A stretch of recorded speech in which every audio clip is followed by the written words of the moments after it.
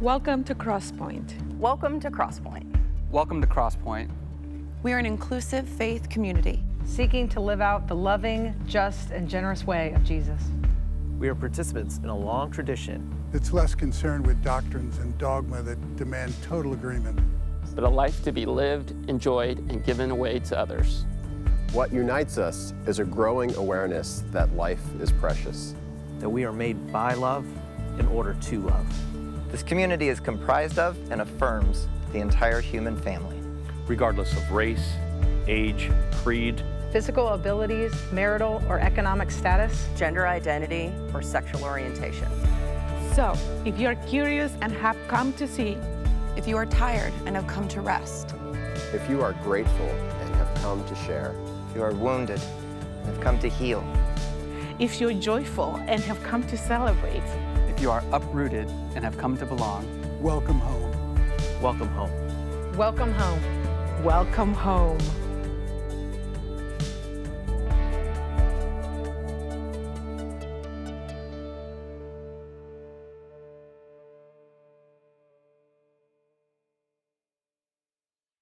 Hi everybody, glad to be with you today. Last week I talked about judging people and how most of us, even when we do see and hear each other, we don't take the time to truly perceive one another as they really are. There was some great discussion that followed all that, and I can tell a lot of us are really trying to learn how to encounter things, how to encounter people as they truly are, not as we imagine them or require them to be, or how we heard they are. Among the great things that bubbled up in the discussion afterward, one of you sent me a study done in 2015 by the Southern Political Science Association Journal of Politics. In it, it surveys respondents about who they think they are politically, as well as the stereotypes that we carry in our minds about others that we disagree with politically, who we think they are, what their party is comprised of. And it was too fascinating and sobering and on point for the message last week to not circle back and share with you today. So here are some highlights. Democrats, it turns out, believe that 44% of Republicans make $250,000 or more a year. In reality, it's 2%, not 44% of them. 2% of Republicans make $250,000 a year. Democrats also pretty confidently believe that over 40% of Republicans are seniors, retirement age. And it's less than 20% of that in real life. Now, for their part, Republicans believe that 38% of Democrats are LGBTQ. In truth, it's like 6%. They also work on the assumption that 44% of Democrats are black, when it's almost half that at 24%. And there was tons more examples like that. Democrats overestimated how many of this or that type of person was in the Republican Party to an amazing degree. They overestimate things like age or income or Republicans automatically being evangelicals. They overestimate these things by 515%, which is 134 percentage points worse or more mistaken than Republicans making the same error. I also found it very fascinating that when promised there would be compensation for accurately estimating what the other party was comprised of, guessing accurately what the percentage of an age group was in that party, what the percentage of ethnicity or the income level or a particular view, when incentivized with something like 5 cents for accurate guesses, their guesses became more accurate. Why? Well, in short, they're no longer firing from the hip for strong feelings. And strong feelings is why everybody's wrong about everybody else in the first place. The strong feelings and very little thoughtful perception is what clouds our view. But now with the incentive to get it right, and people were they're better able to perceive reality. So if we can find the incentive to slow down and actually think, for some people that incentive is a nickel, for the rest of us maybe it's wisdom and kindness. If we can find the incentive to slow down, to see if we can hear things accurately and see things as they really are, we will. Now this is all interesting and maybe even a little fun, but it's also a reminder of the danger that looms in the shadows of our ignorance.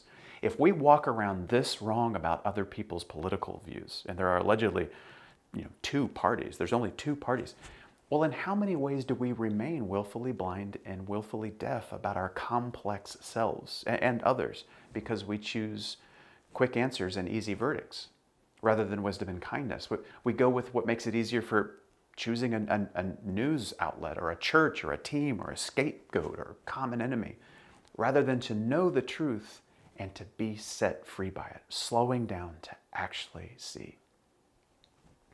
I'm really glad to be in this work. Well, most times I'm glad to be in this work with you. Sometimes this work is a real pain in the butt and I just want to launch my judgments and withdraw into my cave. But generally speaking, I am glad to be in this with you, drawn out of those small spaces and into the way of Jesus, into this gift of real sight, real perception, real love with you.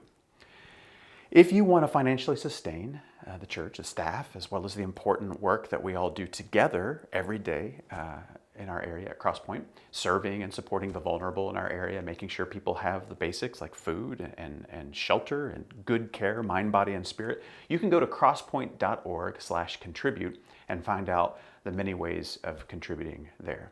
And you can also text crosspointenc to 77977 and set up financial contributions right from your phone. Also, there are several ways to get to know others at Crosspointe, whether in person or remotely. Go to crosspointe.org and check out our summer calendar just to get started with. Also, if you ever wanted to get in on some really great conversation about the service, about the message afterward, you can join us every Monday evenings, 7:30 on Zoom. The link for that is in the description below the video. The Zoom link is there. We'd love to have you there. So, like I said, it's great to be with you today, continuing together to wake up to ourselves and to one another. I hope you have a great day. Peace and love, my friends.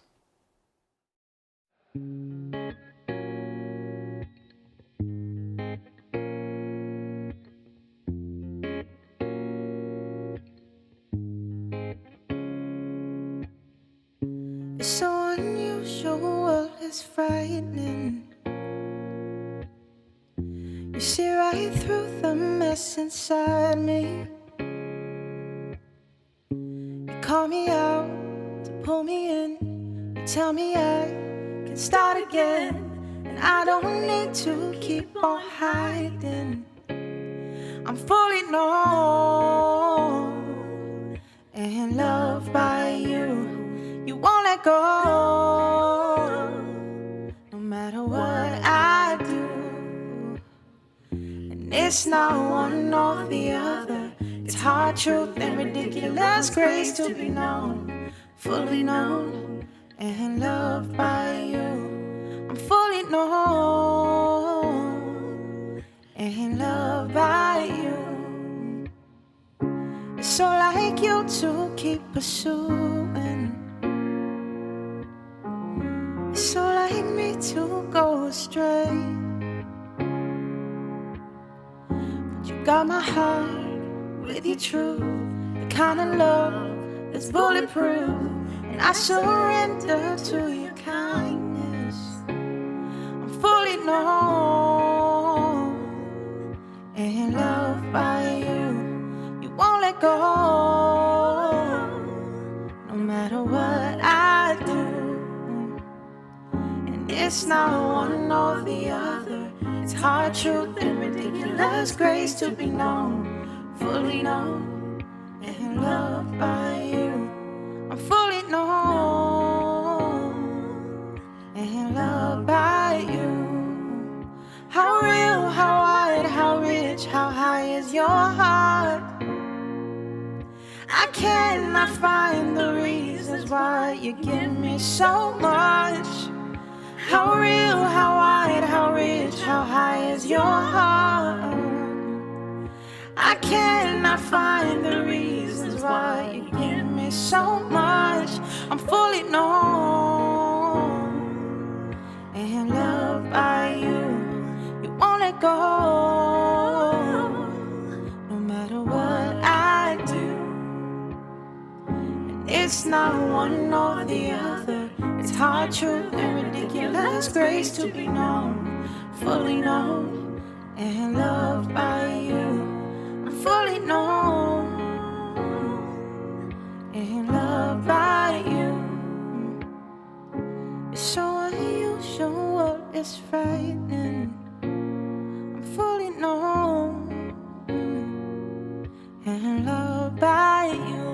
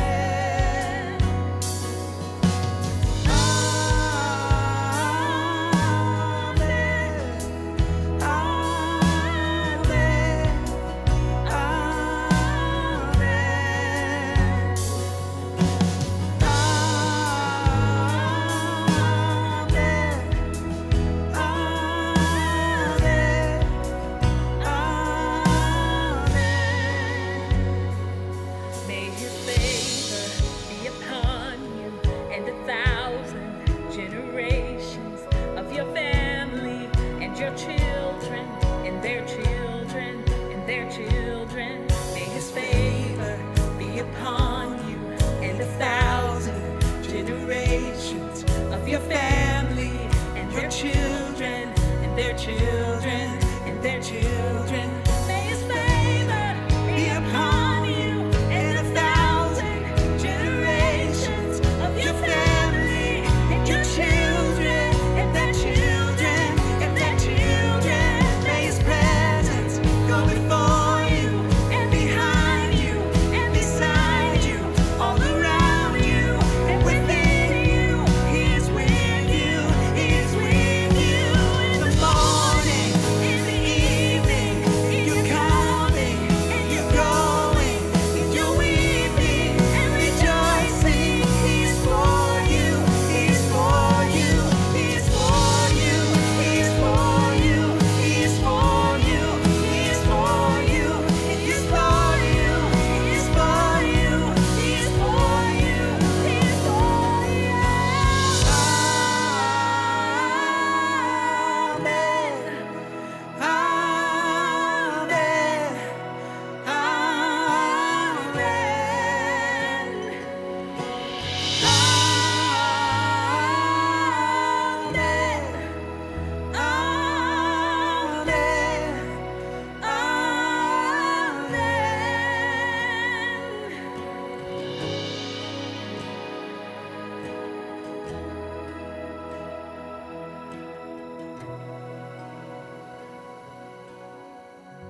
So I want to tell you a secret. When I was little, I never wanted to be a pastor. Now, to be fair, I was never offered play clergy clothes to dress up in.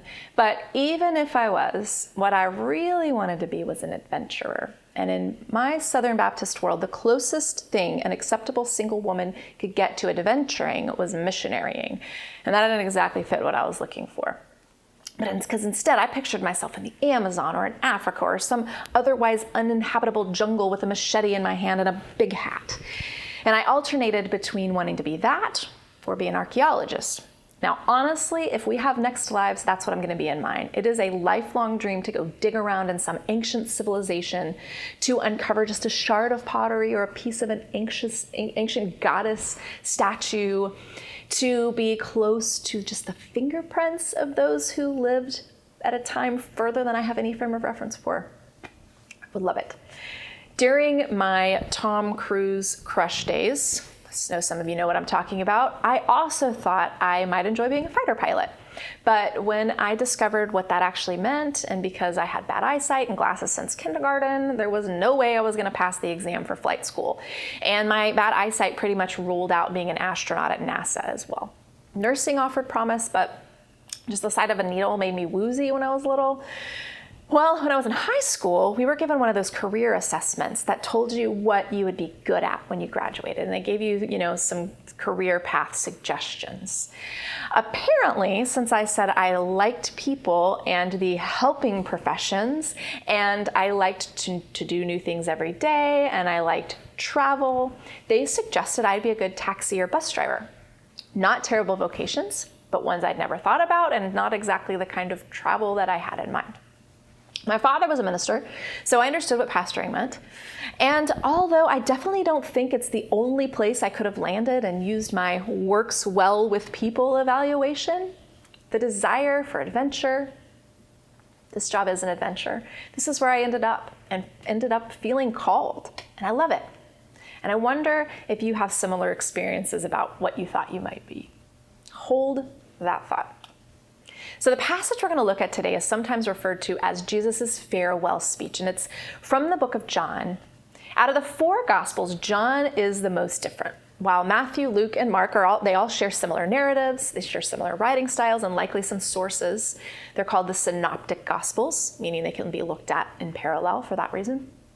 John's a little different. The writer focuses on the godness of Jesus, that sometimes his godness even reaches near like superpower status, or I guess you could say God-like status. The book shares mostly different narratives than the other 3 books.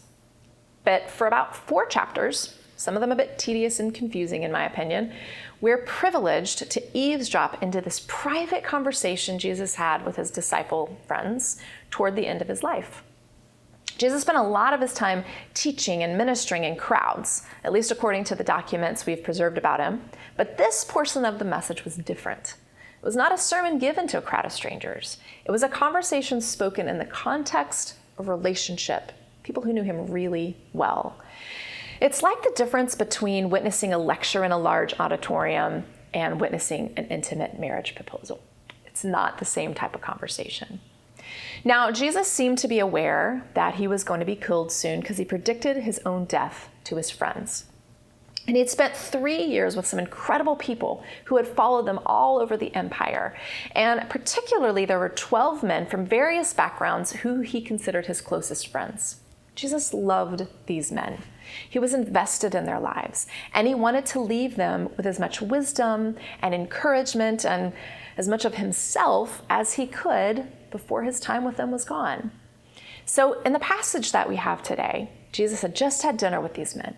He'd performed the very intimate and humbling act of washing their feet.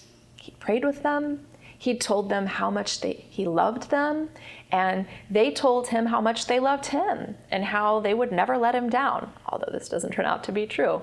And all of this is in John chapter 13 if you're interested. And then Jesus told them he wouldn't be around much longer, and the most important thing that they could do was to love one another. Now, understandably, they had questions. I mean, this was a man who was famous for speaking in parables, and I'm sure they wanted to be clear on whether the death he spoke about was going to be literal or parabolic. So after the supper, the men sat, all eyes on Jesus, with clear fear and confusion on their faces, and Jesus took one look at them, and like any good friend or parent would, he tried to reassure them. And this is what he said. "Don't let your hearts be troubled. You believe in God. Believe also in me."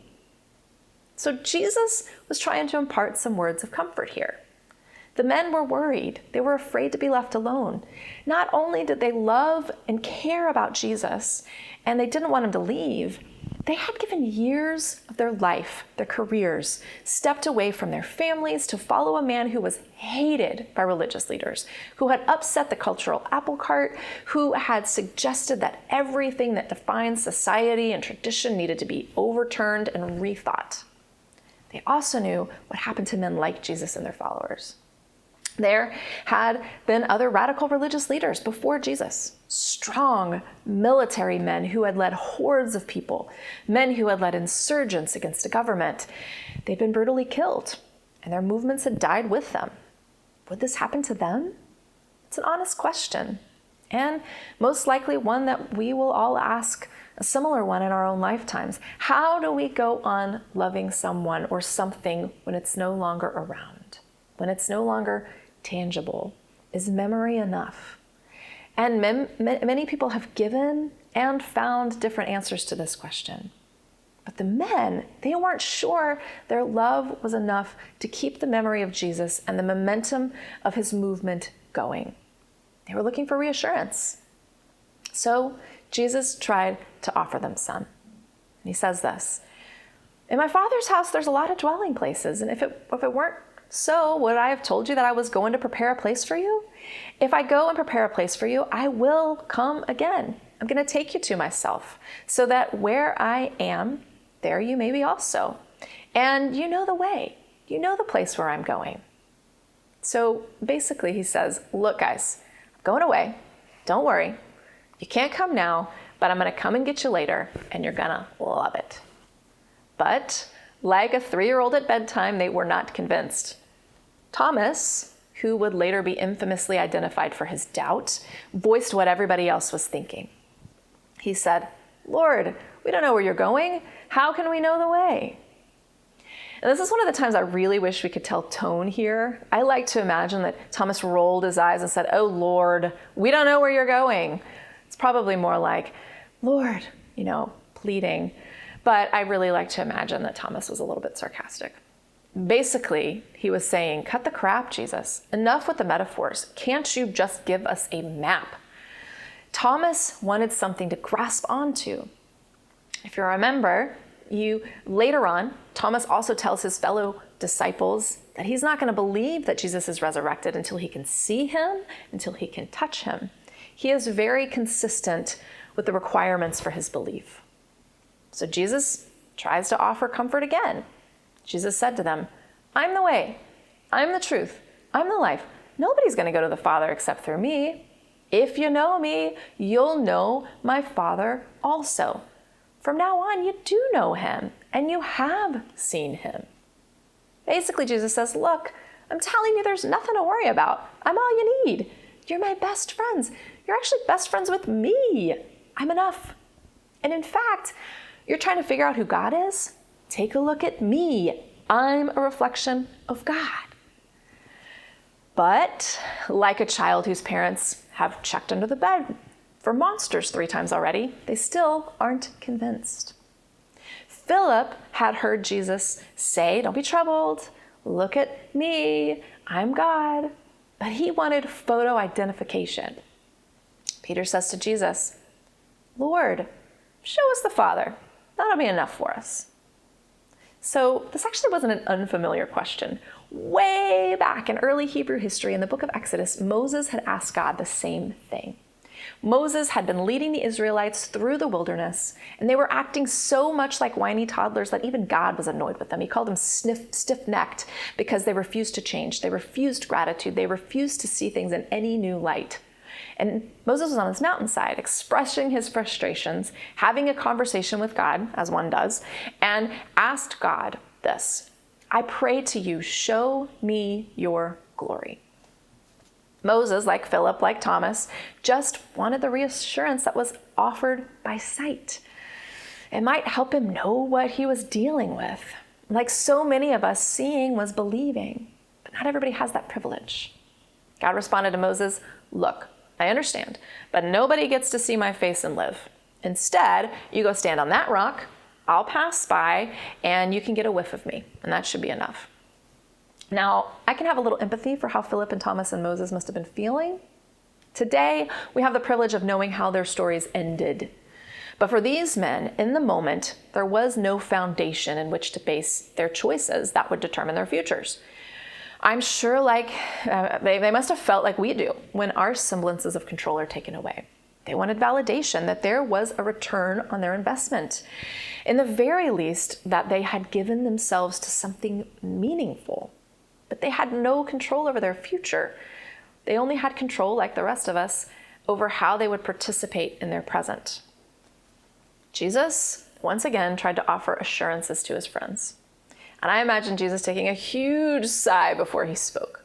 Jesus said, don't you know me, Philip? Even after I've been among you for such a long time, anyone who has seen me has seen the Father.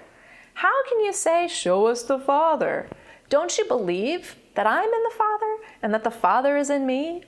The words I say to you, I do not speak on my own authority. Basically, I'm not making this stuff up. Rather, it's the Father living in me who is doing his work. Believe me when I say that I'm in the Father and the Father is in me, or at least believe on the evidence of the works themselves. In other words, haven't you been paying attention to all the stuff we've been doing together? Very truly, I tell you, whoever believes in me will do the works I have been doing, and they will do even greater things than these, because I'm going to the Father. And I will do whatever you ask in my name, so that the Father may be glorified in the Son. You may ask me for anything in my name, and I'll do it. Under all of that opaque language, I think there's some really important words of encouragement. But there's also some things that I think might just feel a little bit too good to be true. Jesus sounds a bit like superhero Jesus. And don't forget that this is a personal conversation. This is a parent reassuring his children in as many ways as he can that they're capable and that everything will be okay when he's gone. Now, just a quick side note I want to address, because this is part of the paragraph in this section and because I think it's really important. This last verse, the part that says, ask anything in my name and I'll do it, is really difficult, and it's been used in some really toxic ways. When I was a little girl, I used to take this verse quite literally. Jesus, you said ask anything in your name, and I knew do it. Okay, in Jesus' name, I want a kitten. I always wanted kittens. In Jesus' name, make my team win the game. Still nothing. Maybe I wasn't doing it right. Okay, I will be really good like I am for Santa, and I will do it again. And when I asked for what I asked for didn't happen, I'd make excuses for God. Okay, maybe you're a little preoccupied right now, with the big world stuff. I'd try another tactic. Okay, God, if you are real, have someone walk by right now, or make that dog bark right now. And I didn't want to ask anything too big of God or too time consuming. I expect, if he was busy, he could just look over his shoulder and be like, I got you, girl. Well, occasionally one of these things would coincidentally occur when I asked for them. The sun would shine, a cloud would move, my dog would bark, or something would show up that I'd asked for. But for all the times that my prayers seemed to be answered, there were hundreds more times when they weren't. When I was in college, I went with a friend and a group of fellow college students from all over the country who I'd never met, to Reynosa, Mexico over Christmas break and actually over Y2K. We were supposed to split up into teams and go into impoverished neighborhoods and evangelize. We were going to tell them about Jesus. We were going to try to convert them. These were back streets. These homes were in and around garbage dumps. Now, the day after I got there, I lost my voice. Not just lost, but I couldn't even get a squeak out, like that kind of lost. How was I supposed to participate in this very important project if I couldn't do what I had come there to do? The entirety of my mission revolved around my ability to speak. So I did what any good Christian girl would do in an unfamiliar country where they had no idea how to access the medical system and didn't adequately speak the language. I invoked this magical verse. Jesus, you said that if I prayed in your name, you would do it. So I prayed. And I prayed silently mostly, but also as out loud as I could muster, just in case that mattered. I repented of my past, of my present, and of everything I could think that I might participate in at some point in my future. I reasoned with God. Come on, God, what is more worthy of your attention than trying to get converts? But of course, I didn't get my voice back. And eventually I began to believe that there wasn't something wrong with Jesus or my interpretation of that verse, but that there was something wrong with me. And so often, people of faith have been told or believe that these verses are some sort of magical formula for receiving whatever it is we find ourselves desperate for. This bothers me quite a bit. And it's not an excuse not to pray, but this is not what this verse is about. At its core, this verse is really, really hard, and it's been interpreted so many ways. But I don't believe that Jesus was invoking shame here or promising the impossible or the improbable. I think he was a desperate friend, comforting his friends and trying to convince them he was who he said he was. He was a parent seeking to reassure his children that although he was going to be gone, he wasn't leaving them. After he was gone, they could still call on him. They could still talk to him. They would still experience great and amazing things. He might not be around physically, but he would still be near. As a little girl and as a young adult, my brain wanted confirmation for something that can only be held in spirit and in heart. And this is with human nature, and also in keeping with the requests of Thomas and Philip, I wanted proof for my senses. And that's a normal thing to want. I wanted reassurance based upon my own standards, that my faith wasn't in vain, that it was real. Logic told me I needed reassurance for something that's illogical, for something that can't be pinpointed, something that often has no confirmation at all, something that defies logic in order to believe. Sometimes things do show up and miracles do happen. Sometimes assurances come in unexpected places and unexpected ways, like the voice of a friend, like the kindness of a stranger, beauty, unexpected grace. But sometimes they don't. And that's why we refer to it as faith. End of a very long footnote. So those very long verses are superseded by an amazing little verse that gives us a little bit better context. You take all of this in the conversation of relationship with Jesus and his friends. Jesus says to them, very truly, I tell you, whoever believes in me will do the works I have been doing. And they will do even greater things than these because I'm going to the Father. You will do greater things than these. Most parents want greater things for their children. I think Jesus wanted the same for his followers and his friends. And many of us have been taught that Jesus was the standard, this impossible gold standard, that we could never achieve his greatness or let alone be better than he was. And as much as we tried to live up to those WWJD bracelets, we never actually believed that we could. But according to the Gospel of John, not only are you going to show that we followed Jesus' way by doing what he did, we are going to do more, and we're going to do it greater. So it begs the question, what did Jesus do? Well, according to the writer of John, he turned water to wine, he healed, he multiplied, he made bread for thousands of people, he raised people from the dead, he walked on water, he healed the blind and the infirmed, he exorcised demons, he preached great sermons, he taught.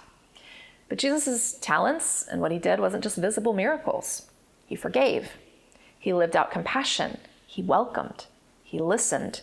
His vision of the kingdom of God didn't align with the propensity toward empire. He understood that mercy and kindness make us stronger, not weaker. That radical welcoming looks more like God than dogma. He had no patience for pyramid societies or false pretenses. He found equal worth in the child and the king. And these are just some of the things that Jesus did.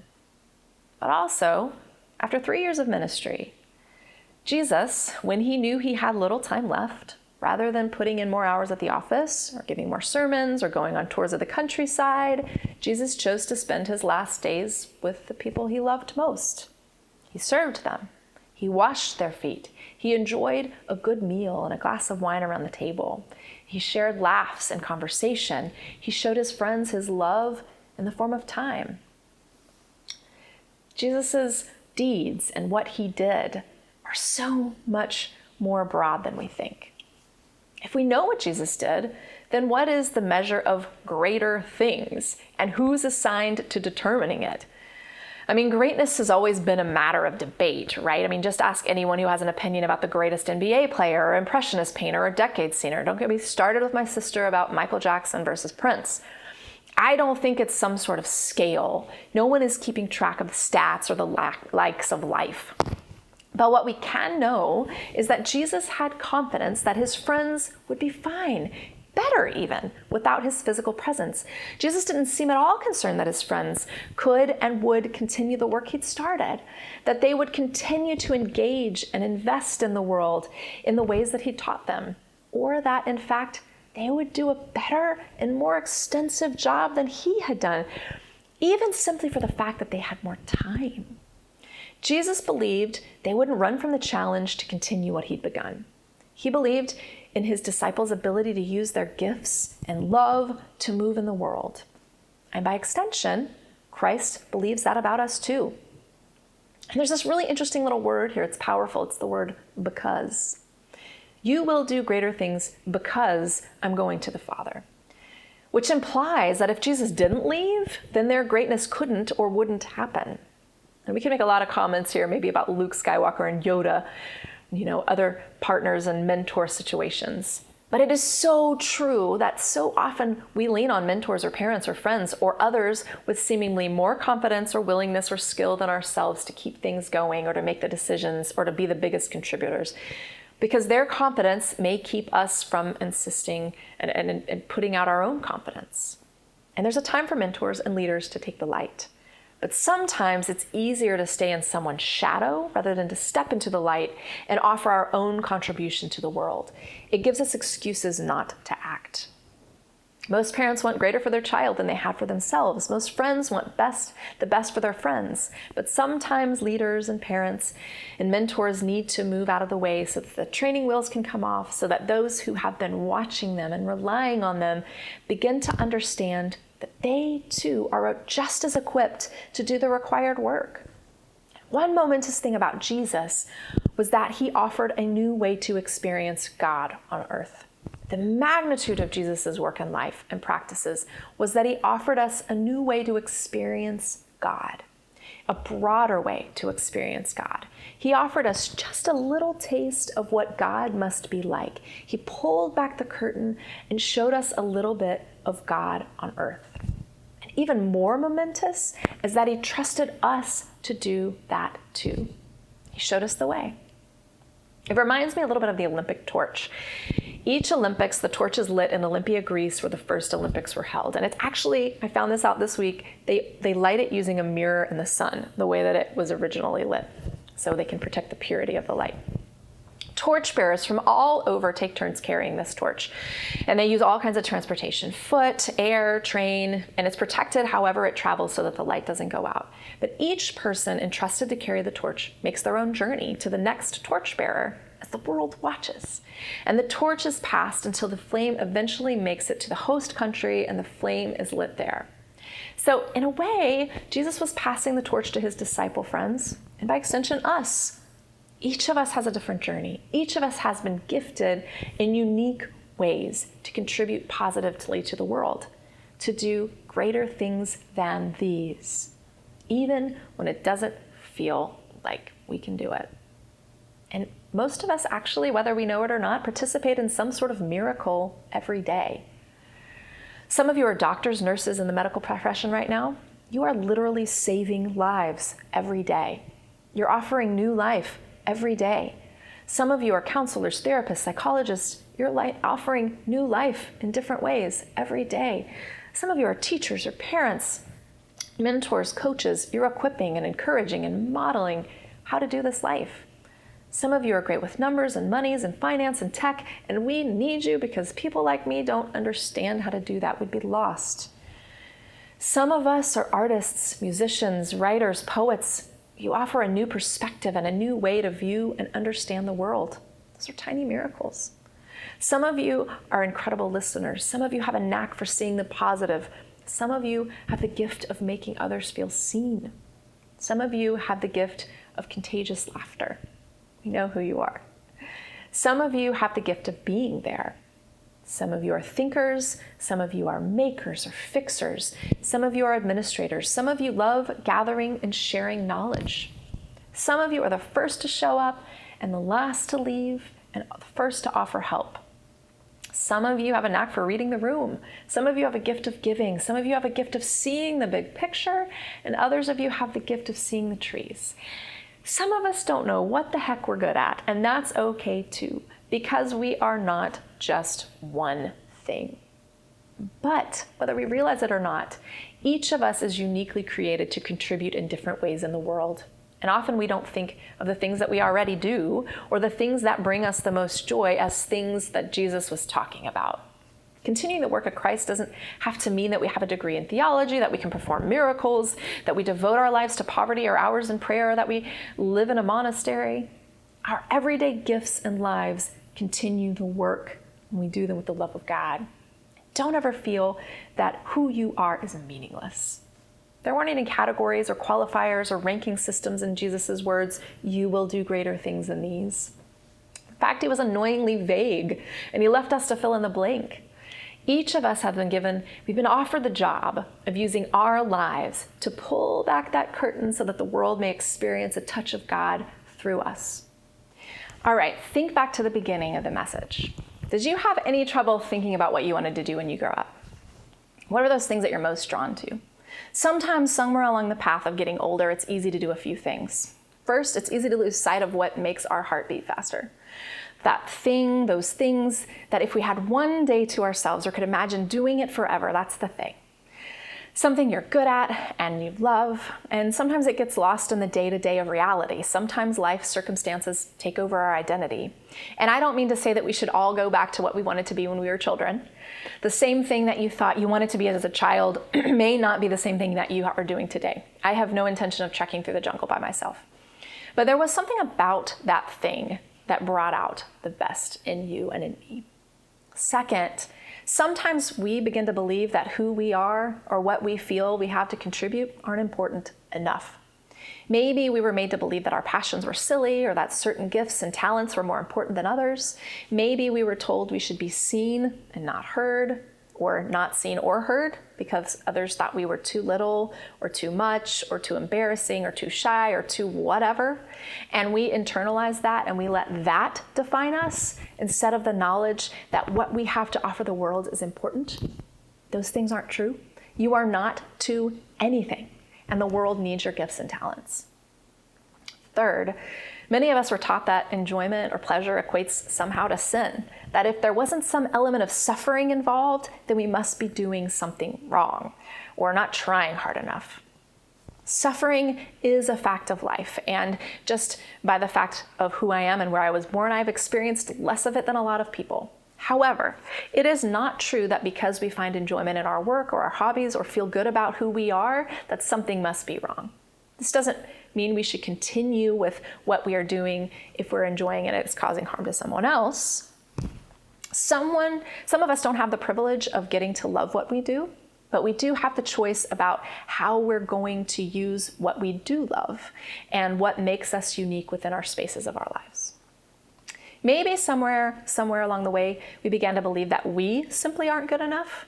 Society so often promotes perfection, which makes it easier for us to believe that no one wants our contribution unless it can be presented without flaws. So we don't try or recognize our contributions anymore, and it becomes easier to live in the shadows, to allow others to step up and take over rather than to offer ourselves.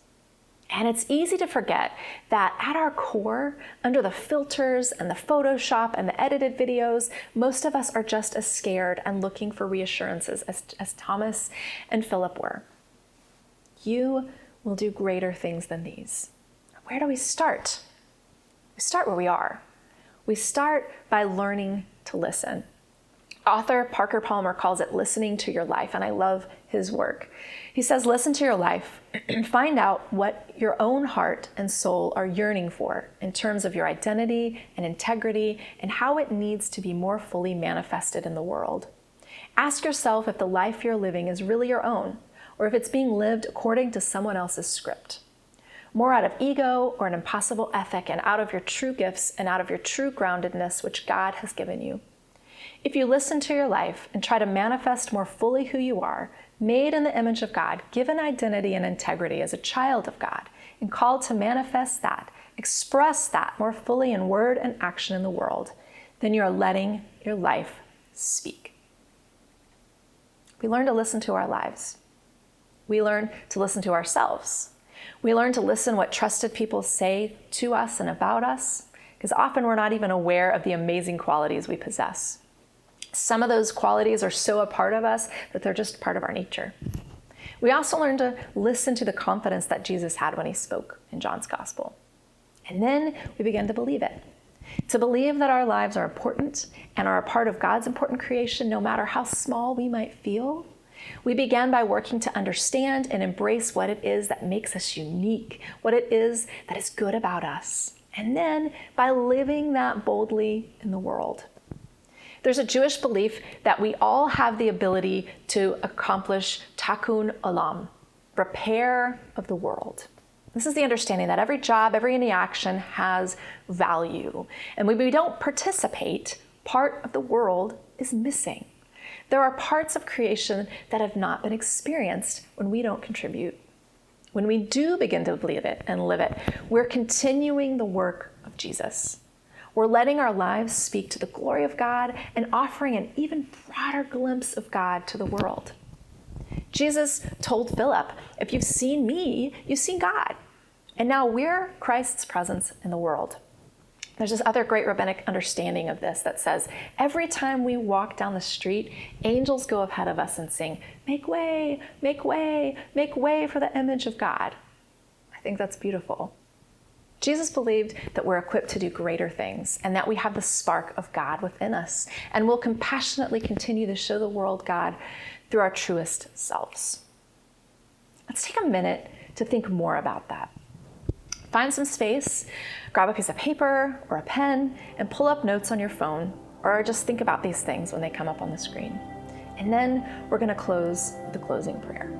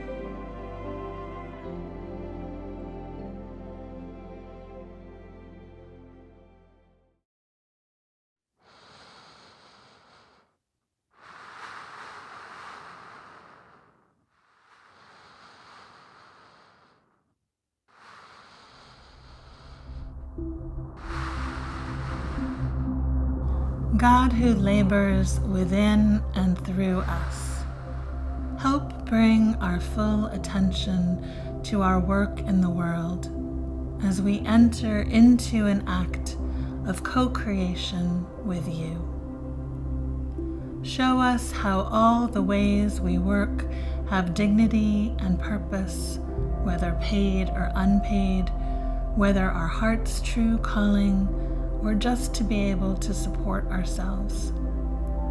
Guide us in challenging systems that exploit and enslave people through their labor, and help us to build communities where everyone can thrive by the work of their hands. Support us in the endeavor to do everything with love, remembering that each small act of compassion is woven together into a great tapestry of kindness. Bless our hands as we offer our gifts in service to your unfolding grace.